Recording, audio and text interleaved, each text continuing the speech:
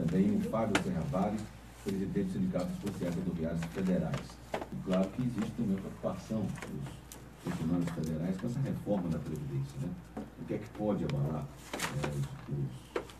os funcionários federais com essa reforma da Previdência? E deixa eu dar bom dia ao José Mário Lima. Bom dia. Tudo bem. E também o Fábio Serravari, presidente do Sindicato dos Policiais Rodoviários Federais. Bom dia, Alves Santana e ouvintes. Bom, por coincidência do destino, o ex-ministro da Previdência, o Carlos Eduardo Gabas, está aqui em Salvador e pediu para participar também do debate hoje. Ele deve estar chegando daqui a pouquinho, a gente vai também bater um papo com ele, falar um pouco sobre a reforma da Previdência. E também sobre a situação da Polícia Federal e também dos policiais rodoviários federais. Então, José Mário, como é que está, nesse momento, eu sei que a Polícia Federal tem sido muito acionada, né, com as atividades em todo o país. Como é que o policial federal hoje se coloca dentro dessa reforma da Previdência? Né? Qual o posicionamento de vocês? Bom dia. Almi, mais uma vez, é um privilégio estar aqui participando desse debate num momento tão delicado para análise da questão da proposta de emenda constitucional número 287. O posicionamento dos policiais federais em escala nacional, tanto quanto o posicionamento de nós aqui no estado da Bahia, é frontalmente, nos colocarmos de uma forma frontalmente contrária a não só a proposta de emenda constitucional 287, mas principalmente, mais do que o seu conteúdo, a forma como ela está sendo colocada.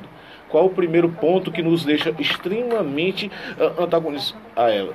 É a questão das premissas de onde ela parte. Por exemplo, você tem uma reforma que foi colocada agora, da forma como está colocada, né, na velocidade com que quer se colocar, discutindo determinados problemas inerentes à categoria, mudando radicalmente o texto constitucional acerca da Previdência como um todo, e no caso da atividade de risco, particularmente dos policiais, de uma forma particular, de uma maneira extremamente agressiva, sem querer nem discutir. Olha, já começa uma das premissas básicas da reforma que se torna, digamos assim, difícil de nós concordarmos, é você imaginar que vai colocar o homem e a mulher em paridade de situação para poder pegar e dar o mesmo tratamento, dar um tratamento isonômico e perverso. Ou seja, se isso é sinônimo de isonomia, eu fico muito preocupado com a noção de isonomia aristotélica que nós conhecemos, porque tratar igualmente os iguais, isso é isonômico. Tratar desigualmente os desiguais faz parte da premissa, é isonômico também. Anti-isonômico é você pegar situações desiguais e dar o mesmo tratamento igualitário. Longe disso aí chegar à igualdade, me desculpe o relator, que fala isso aos quatro ventos, como se estivesse dizendo algo correto, muito pelo contrário, se torna aberrante, não só do ponto de vista doutrinário, mas aberrante para nós entendermos do ponto de vista da sociedade. Leve em consideração a jornada da mulher brasileira.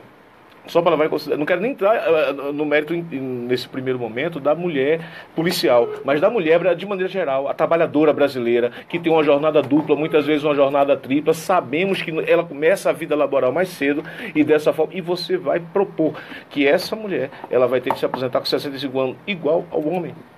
Me desculpa, mas há determinado tratamento ali, do ponto de vista de discriminação, que não tem a menor reserva do ponto de vista da legitimidade, da razoabilidade. O que eu vejo, José Mário, e aí o Fábio também pode estar na discussão, nesse debate nosso sobre a reforma da Previdência, é que está faltando uma certa discussão com a sociedade brasileira. Eu acho que se pouco fez, não se fez audiência pública, não se fez, não se cumpriu etapas para se discutir, claro, que falta a transparência do que é a Previdência Social hoje no Brasil. Né? O que é que a Previdência arrecada, o que é que realmente ela gasta, quais são os grandes problemas da Previdência. Eu acho que faltou essa parte. É muito importante ter colocado isso aí, porque eu sempre falo, de vez em quando estou em espaços públicos, não podemos pegar e chegar ao diagnóstico correto de um problema sem pegar e dizer exatamente qual é o problema. Se a diagnose do problema não é correta, como é que eu vou chegar a propor solução? E discutir isso com especialistas. Exato. Né, o grande problema da Previdência, de falta de arrecadação, é o quê? É a falta de cobrança, a fiscalização que é fraca. Eu tô vendo mas até os números, não são colocados à altura. Exatamente. Nós temos aqui uma lista de alguns devedores que estão em débito com a Previdência, 426 bilhões devido por empresas ao INSS. Empresas, né, grandes, como o Bradesco, como Caixa Econômica, como a extinta Varig, a VASP, né? Empresas que realmente teriam condição, de certa forma, de pagar, ou pelo menos de parcelar esse débito e começar a... Essa parte eu tenho informações precisas aqui, que são das fontes oficiais do próprio governo, mas em relação a essas premissas, só para deixar bem colocado, sabemos hoje, por exemplo, qual é o déficit que nós temos no sistema de seguridade social como um todo e na parte previdenciária. Primeiro ponto, tanto não sabemos que o Tribunal de Contas da União, há mais ou menos um mês e meio atrás, pediu para poder pegar e fazer uma auditoria completa em todo o sistema de seguridade social. Esse é um ponto. Nós tivemos decisões judiciais que dizem, governo, mostre exatamente as suas contas para poder pegar e saber exatamente qual é o problema que tem. Já foi dado decisão nessa direção. Né? É necessário essa Não, é tratado de uma forma, inclusive, me desculpe o termo, Almir, mas panfletária. Panfletária porque quando você coloca em cadeia nacional dizendo que a reforma da Previdência veio para poder pegar e extinguir privilégios, para deixar todos iguais, não quer discussão, quer passar a toque de caixa, alguma coisa, inclusive com caráter panfletário. Quem está discutindo nesse nível não está preocupado efetivamente com o sistema de seguridade social, muito menos com a parte específica da Previdência, que é o que faz parte do sistema de proteção social do Brasil.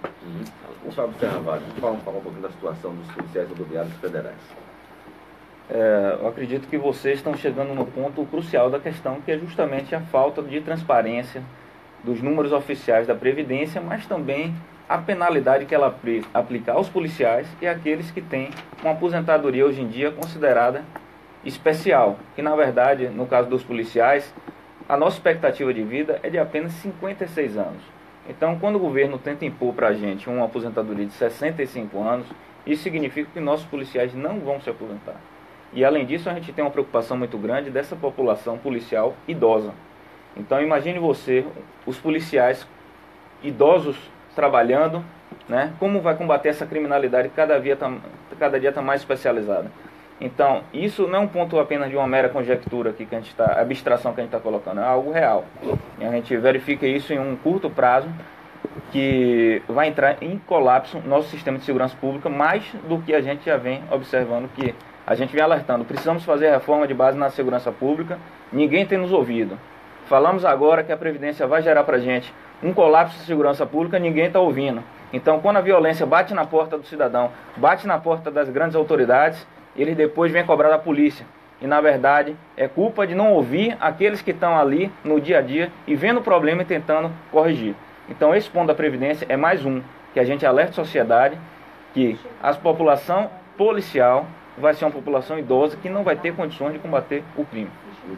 Olha, eu estou com dois ouvintes na linha, daqui a pouquinho deve estar chegando o ex-ministro da Previdência, porque é bom também ouvir quem já esteve lá, né, que pode apontar também realmente. Com certeza. Vai trazer mais detalhes para a gente para a discussão aqui, vai enriquecer mais ainda nosso debate aqui. Deixa eu falar com a Mara de Cosme de Farias, nessa sequência tem a Márcia de Massaranduba.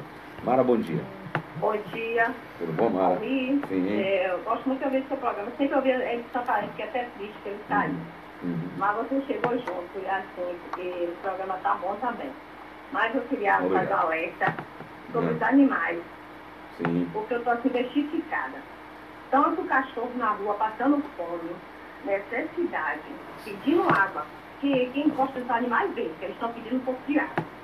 Quer dizer, a vereadora foi eleita, né? Aquela Patricinha mesmo.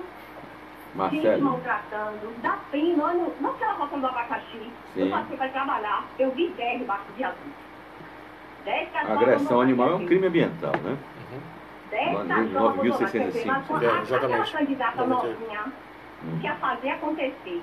Eu não estou vendo nada. Agora o salário dela, todo mês entra de vereadora, é bem bom. Porque o que tem cachorro abandonado em Salvador, será quando eles param na sinaleira, nos carrão deles, eles não vê não? Os bichos só falta pedir a gente. Olha, a Ana Rita Tavares vai estar aqui essa semana. Ana Rita Tavares trabalha assim. Eu admiro ela, porque ela não era nem vereadora. Ela tirou aquele cavalo do Bonfim, sofredor, que as pessoas ficavam bêbadas nas carroças fulano. Tirou aqueles cavalos, aqueles jegues do Garcia. Ela trabalha assim, mas ela sozinha. Cadê a outra que foi eleita? Ganhou até mais votos.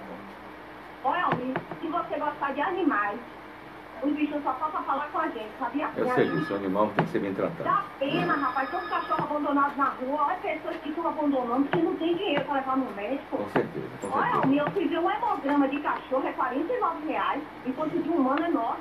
Meu Deus do céu, todos os animais é mais caro, né? É cara, tem gente que está jogando bichinho pode ficar com casa. Tá bom. Será que essa menina que foi eleita aí não pode se juntar com a Ana Rita, ajudar? tem um lugar público para atender os bichinhos. Com certeza. Tem um hospital público, né? Tem que cobrar essa construção desse hospital municipal. Deixa eu falar agora com Márcia de Massaranduba. Márcia, bom dia. Tudo bom, Márcia? Eu vi que o meu governo falou. Eu disse que não tem, ainda nem existe ainda um homem para ser presidente. Talvez sim, talvez não. Eu vi um reportagem do programa do Barbosa. Aquele homem, eu acho que as aparências até dizem. Eu acho que aquele homem ele daria um bom presidente. Porque ele é uma boa coisa da presidência social. Quer dizer, eu ouvi ele falando com ele, com o referido da prefeita. Então eu achei assim, eu achei um partido forte. Eu gostei de falar com esse partido aí. Alô? Não, tranquilo, tá bom, querida, está registrado. Não, palavra que já está cair. Você quer falar aqui com o José Mário Lima, presidente dos sindicatos policiais, também tem o Fábio Serraval. Não, vai falar com Tá bom. Eu queria falar, bom dia. Bom dia, tá bom. Olha, às 7h28 tem um break aí, pra gente faturar. A gente volta na sequência falando com o José Mário Lima, presidente do sindicato dos policiais federais da Bahia, também com o Fábio Serravalli, presidente dos sindicatos policiais rodoviários federais do estado da Bahia. A gente volta já já. Daqui a pouquinho voltamos com a entrevista aqui com o Fábio Serravalli e o José Mário Lima.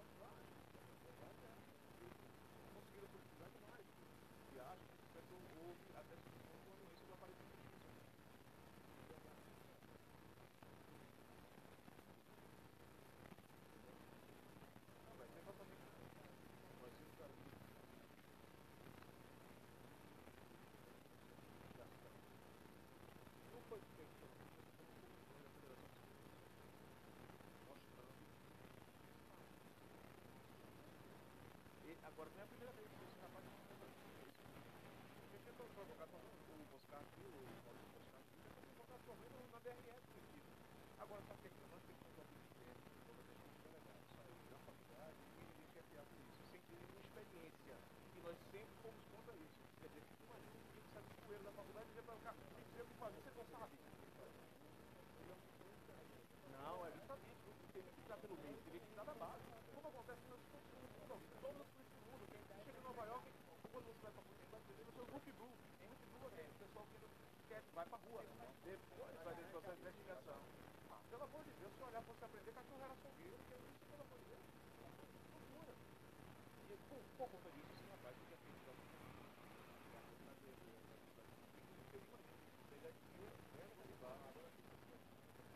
Não, eu estou falando.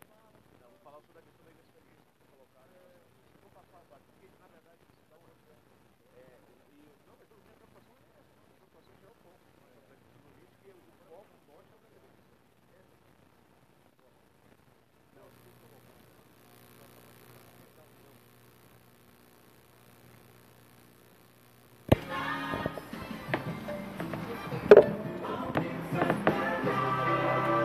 Toca o sino da Excelsior, 7 horas e 33 minutos.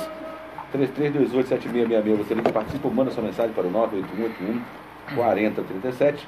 A gente está aqui num debate, né, sobre a reforma da Previdência, falando com José Mário Lima, presidente do Sindicato dos Policiais Federais da Bahia, e o Fábio Serravalho, presidente do Sindicato dos Policiais Rodoviários Federais, também do Estado da Bahia.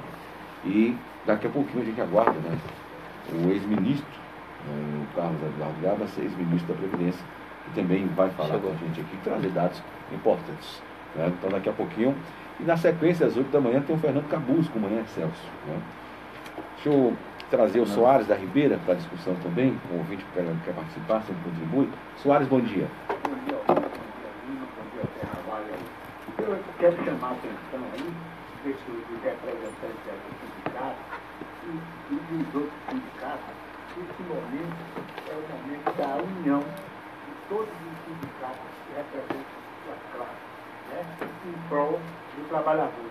O que eu estou assistindo aí, eu não sei se nobres colegas estão atentos, é que eles estão embutindo as reformas paralelamente, né, reforma previdenciária, trabalhista e agora a reforma tributária, né, através de medida provisória. E essa reforma tributária, eu acho que você deva, né, chamar um representante aí de sindicato, um auditor aí, para explicar essa reforma, o que é que eles estão querendo fazer.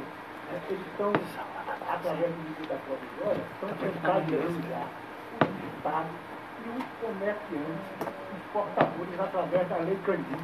Né?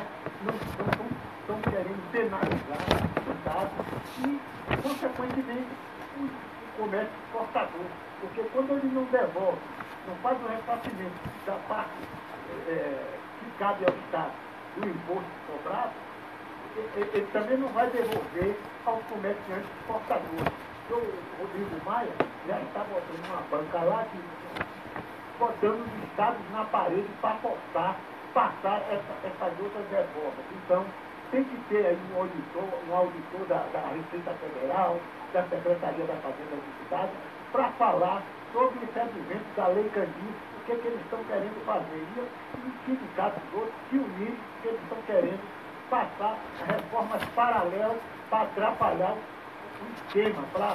E os sindicatos têm uma parte da imprensa aí que está encarregada de sulapar os sindicatos de classe em prol do sindicato patronal. Então, devemos estar unidos nessas horas para que possamos lutar pelas nossas causas e botar essa avalanche que está para cair sobre o povo brasileiro aí, se dissipando, né? Jogando ela para dissolver na água. Não é em cima de nós, não. Eu queria chamar a atenção dos nossos colegas que estão aí para esse adendo, que eles estão querendo passar as reformas todas, uma atrás da outra, paralelamente, para atrapalhar os estados e o povo, né? Confundir. Então, cabe aos sindicatos e seus representantes estarem atentos e unidos nessa hora. Bom dia. Bom dia, Soares. Queria que vocês comentassem aí sobre essa interferência, né? Também, que afeta também os sindicatos, claro. O alerta do ouvinte aí foi muito importante, porque A nossa leitura também é praticamente a mesma, porque o governo está lançando todas as reformas de vez, e essa reforma da Previdência é a mais danosa, então todo mundo está se voltando a ela. Então já passou a trabalhista, né? E a gente está muito preocupado, com a reforma política, que é esse sistema de lista fechada, que inclusive a gente está vendo que tem um apoio até da oposição, vai impedir que a população, o cidadão ali que quer se pleitear um cargo público, ele, através de seu voto, chegue lá. Ou seja, o partido vai escolher, os grandes caciques vão dizer, essa é a lista que vai ser colocada, esta é a lista dos políticos que vão passar, e a partir daqui o cara pode ter tido 200 mil votos, 300 mil votos, ele não entra. Então isso daí nos preocupa muito, porque o político agora não vai ter mais preocupação da pressão das bases. Quando a gente chegar hoje e falar, olha, o deputado votou a favor da terceirização, o deputado votou a favor da Previdência, ele está pouco se lixando com a repercussão política disso, porque dentro dos partidos ele vai ter o apoio de garantir a vaga dele apenas por ele estar como cacique, como o principal nome do partido. Então, nos preocupa muito essas reformas todas que têm acontecido ao mesmo tempo, junto com a reforma da Previdência, que a gente vê que a cada dia surge um novo fato, a questão da retirada dos servidores municipais e estaduais, isso daí é uma falácia. Foi uma manobra isso aí? Isso daí, na verdade, esses movimentos? A gente vê apenas que é uma mudança do foco, porque as regras gerais, elas permanecerão as mesmas para todos. Então, o servidor municipal estadual que se desmobilizar, acreditando que isso daí vai ser bom para ele, na verdade ele vai estar sendo enganado. Enganado porque quer. Então, eles têm que estar junto com a gente, com os servidores federais, com os trabalhadores rurais, que também vão sofrer muito com essa reforma, com toda a população que recebe pelo regime geral de previdência, que também vai sofrer muito, para a gente poder mostrar ao governo que não poderá passar essa reforma de jeito nenhum. Bom, eu estou com o Ademar, do Código de Faria na linha também. Ademar, bom dia. Ademar? Oi, bom dia. Bom dia, Ademar. Pode falar. Aí é o coordenador do MTF, que está aí? Não. José Mário Lima, presidente do Sindicato dos Policiais Federais da Bahia, e o Fábio Serra Vale, presidente do Sindicato dos Policiais Rodoviários Federais. Eu quero falar sobre o MTF. Fale sobre isso. Pode falar. Minha esposa trabalhou no supermercado de uma empresa 8 anos e deixou de pagar. Como é? Ela pode, já tem alguma conquista, já pode haver alguma coisa, mas já tem 15 anos que o supermercado acabou, né? Como é que faz agora? Elas deixaram de recolher o INSS dela, não é isso? Sim, é isso. Pronto, aí ela tem que abrir um processo, né, contra a empresa. Na verdade, ela tem de ir a uma agência de INSS para saber se passar determinado período em que ficou vago essa questão da contribuição, se ela ainda está na condição de manutenção da qualidade de segurado. Caso não tenha, quais as possibilidades dela reaver essa condição da qualidade de segurado, ou se de fato ela não tem mais condições de pegar, que é pouco provável, mas é preciso ver exatamente quanto ela pode pagar, como se fosse um pedágio, para poder pegar, restabelecer a sua condição de segurado, no caso ela que é regime geral de previdência social, uma agência do INSS. Ela tem de ir lá com a carteira para demonstrar a sua situação e ser devidamente orientada. Então está aí o esclarecimento, José Mário Lima. Agora, as manifestações de ontem, né, José Mário Lima e também Fábio Serra Vale, como vocês viram, né, ontem milhares de pessoas saíram em todo o Brasil para apoiar a Operação Lava Jato. Vocês acham que isso foi um ato político? E até que ponto, né, a interferência política pode afetar o destino da Operação Lava Jato no Brasil? São duas perguntas. Eu vou começar pela primeira. Toda manifestação, inevitavelmente, é política. Tem um cunho político, tem o seu necessariamente, lado. Agora, me causa espécie no meio do que nós estamos falando, em ameaças, com essas reformas que se transformam em ameaças aos interesses da classe trabalhadora brasileira como um todo. Eu não vi ontem nenhum cartaz, nenhuma manifestação falando contra a reforma da Previdência Social. Significa dizer o quê? Que são a favor? Eu não vi nenhuma manifestação falando sobre a problemática da terceirização, que a que foi aprovada agora está em vias de ser freada porque perceberam os excessos, para poder pegar e ver o projeto do Senado, que também já está a vias de pegar e terminar, para poder pegar e depois o governo pegar e fazer o pacote de um, o pacote de outro, para poder pegar e se decidir qual o modelo de terceirização que nós vamos admitir aqui na nossa República. Não vi ninguém falar a respeito da reforma trabalhista. O colega falou sobre a reforma tributária. O sistema tributário nosso é um sistema extremamente regressivo. Claro, ou seja, quem paga mais tributo proporcionalmente, não tenha dúvida que é a grande maioria dos dos que menos ganham. Os que mais ganham, menos pagam, proporcionalmente falando. E tem mais. Quando nós olhamos, por exemplo, aquela lista que você elencou aí dos devedores da Previdência, causa espécie, porque ali tem um bocado de grupo, inclusive, que estava na Operação Carne Fraca, que tem, inclusive, envolvimento da Lava Jato. Pelo amor de Deus. Aí você olha, por exemplo, um estado que ano a ano, eu estou com saudades aqui, quando eu olho a arrecadação da dívida ativa previdenciária, eu tenho saudade de 2013, sabe por quê? Porque ano após ano, o estoque de dívida previdenciária, que é dívida já certa para o governo federal cobrar, nós saímos de 185 bilhões em 2011, 231 bilhões em 2012, 255 em 2013, em 2015 350 bilhões. Agora, só para ilustrar, para o nosso ouvinte ficar ciente, de 350 bilhões, 678 milhões, que corresponde, em regra, isso aqui são dados da ANFIP, da Associação Nacional dos Fiscais da Previdência, ou seja, 350 bilhões de dívida. O déficit que eles falam é que diz de 70, 80, só que nós estamos falando de 350 bilhões, 678 milhões. Já resolveria esse problema. Sabe quanto foi arrecadado em 2000? Exatamente, né? Mas olha, sabe quanto foi arrecadado? 1 bilhão 127 milhões. Está aqui, os dados estão aqui. Ou seja, o rendimento, ou seja, o percentual cobrado do estoque de dívida que se tem do Estado brasileiro, da ordem de 0,32%. Pelo amor de Deus. Me admira o seguinte, uma instituição como o Bradesco, né?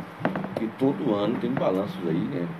De bilhões de Ademais, como todos os demais bancos privados, nunca tiveram problemas em relação a lucro. E está devendo a Previdência, não se justifica. É uma disfarçatez e fazendo propaganda agora, curiosamente, já fazendo propaganda agora em horário nobre, acerca de Previdência Complementar. Não dá para poder pegar e fazer um link, a sociedade não está besta. Para poder pegar e entender que uma coisa tem vinculação com a outra, quer dizer, o próprio secretário para Assuntos Previdenciários do Ministério da Fazenda, o Marcelo Abirra Caetano, ele simplesmente teve reuniões, uma semana antes da edição, ele estava em reuniões e era, no caso, palestrante no JP Morgan sobre um seminário sobre Previdência Complementar. Curiosamente, vem a PEC 287 e na alteração que ela faz, no final dela, que é uma das piores alterações, ela tira a Previdência Complementar Pública, que estava garantida pela Emenda Constitucional número 41, e que depois foi ratificada pela número 47. Aí o que acontece? Ela pega e tira para dizer o seguinte, acabou a história de Previdência Complementar Pública. Agora nós podemos pegar e ter um regime de Previdência Complementar Privada. Aí você vai dizer, poxa Zé, mas você também é contra qualquer atividade privada? Eu digo, no que se trata do sistema de proteção social, é preciso tomar certas reservas, é preciso ter certas reservas, é preciso ter certo cuidado. Por todos. Veja o exemplo, por exemplo, do fundo do Aero, em relação à questão do cenário da Vale. Veja o que aconteceu em 2008 com os fundos de pensão em relação às suas aplicações no mercado imobiliário. Quantos quebraram nos Estados Unidos? Tudo na banca privada. Vamos voltar a 1997, com a quebra dos tigres asiáticos, com aquelas aplicações que, inclusive, quebrou a banca Bellis. Os fundos de pensão estavam aplicando no mercado de derivativos, quer dizer, aplicando com o dinheiro dos velhinhos, e da noite para o dia, o velhinho que tinha aquele dinheiro, acabou. Previto, Banco do Brasil, teve problemas aí. Também. Pegaram o dinheiro gastado todo aí, não é? Pois é. Então, por que não a Previdência Complementar Pública e ela se manter pública no regime quadripartite, em que você tem a orientação de empregadores, empregados, aposentados, para poder pegar e garantir isso? Pelo amor de Deus. Temos que pensar sobre isso aí de uma forma muito... de dizer, a reforma da Previdência, como ela se coloca, nos moldes como se coloca, sem dizer exatamente, nessa caixa preta, como são suas contas, quais as perspectivas atuariais, reais, e não ficar falando palavras de efeito, como o presidente da República chega em qualquer tipo de discurso dele semana passada, é para dizer que no dia seguinte, caso não seja aprovada, é sinônimo de colapso. Qual é? Colapso de quê? Não, negativo, não é assim que nós vamos tratar a situação. E há um discurso panfletário passando por cima dos dados para poder pegar e mascarar. Só que isso aí envolve... Acho que falta muita transparência. Transparência demais. Com relação a essa reforma da Previdência. O porquê a gente precisa dessa reforma, né? E a classe trabalhadora... debater também qual a forma. Por que joga logo para 49 anos de contribuição? Você contribui com 49. Por que não se faz uma tabela progressiva? Olha, não vão ser 49, é 35 hoje, ou vão 36 anos, 37 anos, e tem uma tabela progressiva para quem já está no sistema contribuindo há muito tempo. Eu acho que precisa realmente dessa discussão, é necessário sim essa transparência para que a gente tenha aí a população brasileira participando desse processo. Imagina discutir a vida de milhões e milhões de pais e mães de família para resolver de forma a toque de caixa, de uma forma soldada, para poder pegar e dizer no dia seguinte, não, está tudo muito tranquilo. Pronto, agora, a partir de agora, a Previdência não vai ter problema. Isso já começa por uma falácia. Porque o problema da Previdência não é um problema só brasileiro. Verdade seja dita, todos os países do mundo contemporâneo estão envolvidos com a questão de Previdência. Agora, nenhum deles reforma-se a toque de caixa, nem desse jeito, e de uma forma tão perversa. Você falou mesmo na possibilidade, vamos discutir, vamos chegar a um gradual, mas para isso aí é preciso primeiro você mostrar os dados, deixar muito... Qual é a necessidade real? Exato, e eu fico pensando, eu quero finalizar essa parte aqui, só para dizer, eu fico muito preocupado com essas reformas a toque de caixa por pessoas que, a um determinado momento, guardam poucas reservas morais para poder pegar e mexer nos interesses dos trabalhadores como um todo. Me perdoe se eu estou sendo um pouco ácido aqui, Almir, mas é meio complicado você, por exemplo, acreditar que vai aumentar... um momento muito ruim. Muito ruim, digamos assim. E digamos, eu não estou querendo dizer aqui que eu não estou querendo pegar e dizer que são criminosos. Eu estou querendo dizer o seguinte, se você, Almir, é síndico de um prédio, juntamente com o Fábio, e vocês estão envolvidos sabidamente numa investigação criminal que envolve a questão de desvio e de propina, vamos supor, você não é iniciativa privada. Eu sou um condômino do prédio que vocês administram.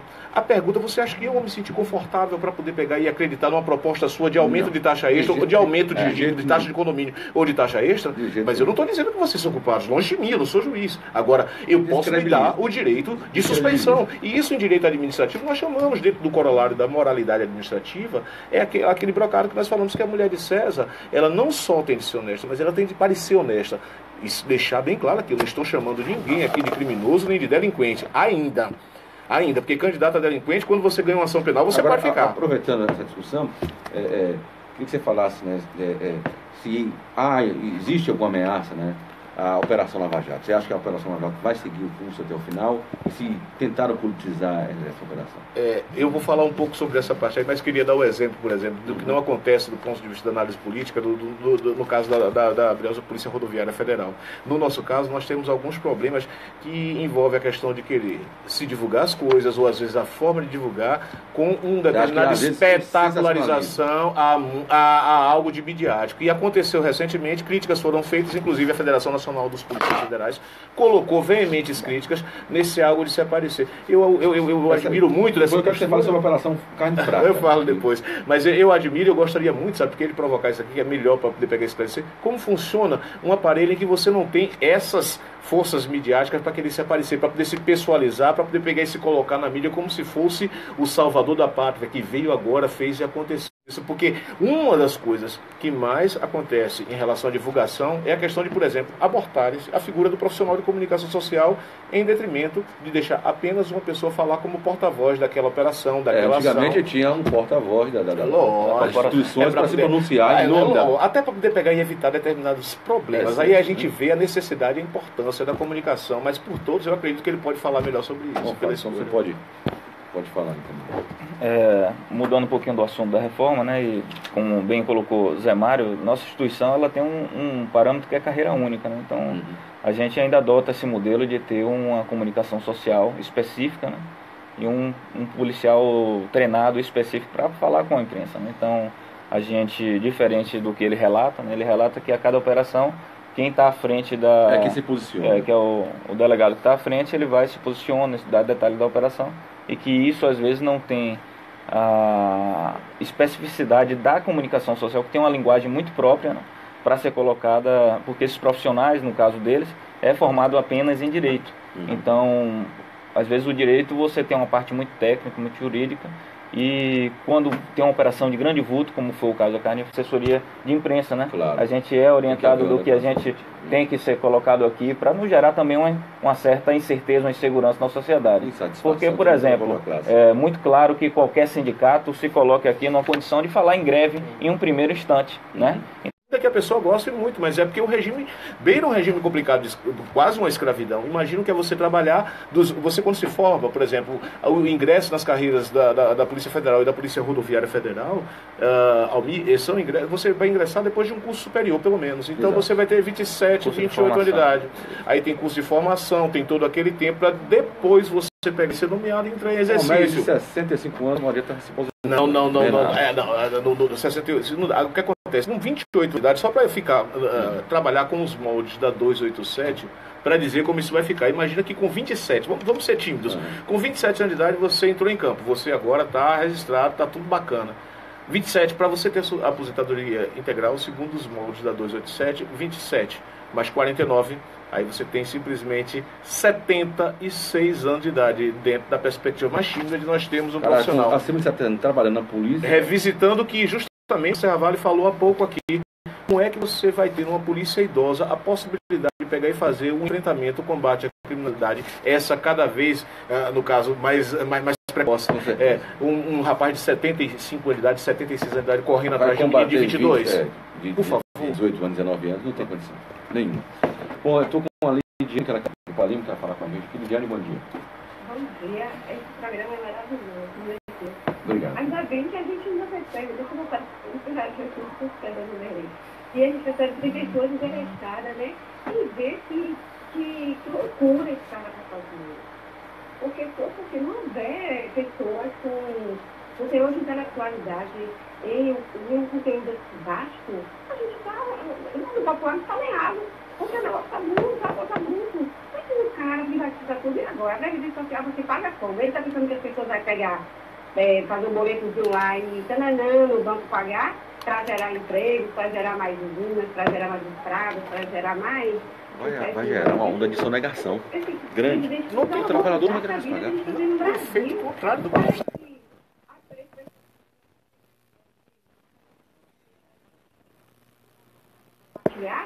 gente está bem indeniza. Poxa, esse cara precisa mesmo de pessoas rite a ele e dizer, cara, acorda, acabou. E o brasileiro precisa dar resposta, na hora de votar. Esse programa é bacana, eu gosto. Okay. E realmente, esse senhor, porque eu acordei agora... José Mário Lima e o Fábio Serravalho. Tá bom, querido. Obrigado. Obrigado pela sua parte. Beijo. Olha, eu queria abordar aqui, isso, claro, está impactando também nacionalmente, que foi a Operação Carne Fraca. Nosso tempo está ficando curto, mas eu queria não deixar essa oportunidade do José Mário estar aqui e falar um pouco sobre essa Operação Carne Fraca, o que representou essa operação para o Brasil. Vi algumas entidades da própria Polícia Federal se posicionando, inclusive os peritos nacionais, o presidente dos peritos nacionais, falando, né, que a operação realmente teve algumas falhas e isso gerou um problema grandioso para o Brasil com relação às exportações. Algumas empresas já começaram a demitir e o mercado interno, uma redução de 40% do consumo. Queria que o José Mário falasse um pouco, que ele pode falar sobre essa operação. Nesse aspecto, a operação está em curso ainda, mas alguns pontos podem ser colocados. Menos as falhas porventura, que eu não nego que tenham ocorrido, até pelo que já chegou ao conhecimento da grande mídia, mas dentro da própria organização está muito claro que determinados aspectos dela foram deixados de lado em nome de uma divulgação extremamente infeliz sobre determinados pontos. E mais, acredito que isso aí deva servir de lição para, num momento posterior, pegarmos e ver a responsabilidade. Não é? Lógico. Nós temos um mercado, nós estamos falando de um mercado de mais de 10, de 12, 13 bilhões de dólares ano. É uma pauta de exportação muito importante. Não cabe de maneira nenhuma você não ter alguém com consciência desse nível de informação para poder pegar e dizer que o que existe problema do setor como um todo, sistêmico, porque, sinceramente, o que foi apresentado até agora não deu